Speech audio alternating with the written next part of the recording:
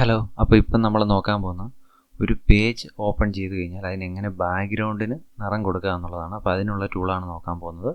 അതിനുള്ള ടൂളിലേക്ക് പോകാം. അപ്പോൾ ഇതാണ് പെയിൻറ്റ് ബക്കറ്റ് ടൂൾ. ഈ ടൂൾ വെച്ചിട്ടാണ് ബാക്ക്ഗ്രൗണ്ട് നിറം കൊടുക്കുന്നത്. അപ്പോൾ നമ്മൾ ആദ്യം ഈ ടൂൾ എടുക്കുക.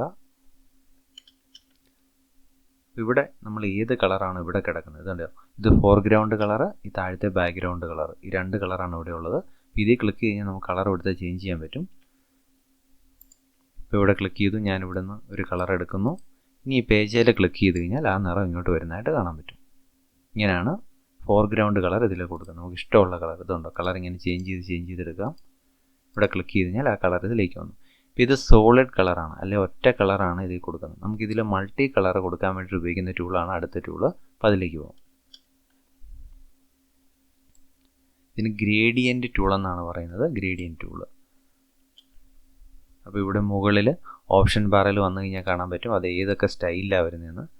ഇതുണ്ടോ, ലീനിയർ, റേഡിയൽ, ഇങ്ങനെ ഓരോ സ്റ്റൈലുകൾ ഇവിടെ കിടപ്പുണ്ട്. അപ്പോൾ ഞാനൊന്ന് ക്ലിക്ക് ചെയ്ത് ഇങ്ങനെ ഡ്രാഗ് ചെയ്ത് വെച്ചാൽ മതി, ആ പേജിലേക്ക് ആ കളർ വന്നു കഴിഞ്ഞു. നമ്മൾ ചെറുതായിട്ട് വരയ്ക്കുകയാണ് അത്ര ഏരിയ വരും, ഫുൾ ഡ്രാഗ് ചെയ്ത് വരയ്ക്കുകയാണ് ഇങ്ങനെ വരും.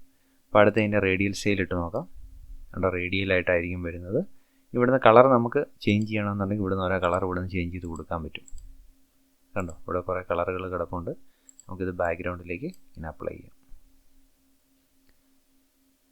അപ്പം ഈ ടൂൾ ചെയ്ത് നോക്കുക. അപ്പോൾ നെക്സ്റ്റ് ടൂളുമായിട്ട് അടുത്ത വീഡിയോയിൽ കാണാം. Thank you.